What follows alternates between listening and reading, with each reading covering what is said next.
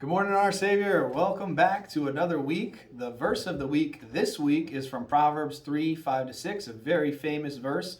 It says, "Trust in the Lord with all your heart and lean not on your own understanding. In all your ways acknowledge Him and He will direct your paths."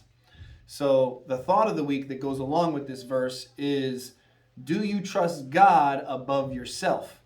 Interesting question, because it's uncomfortable to trust someone else when you have a different idea, when things don't make sense.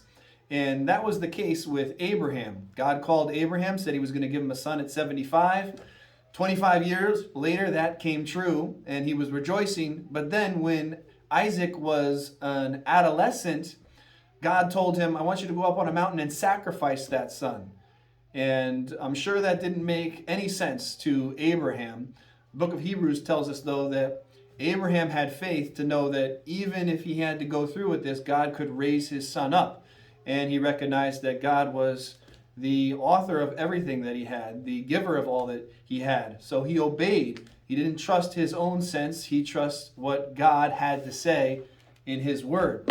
So Abraham goes up to the mountain, is about to sacrifice his son, and God says, "Stop.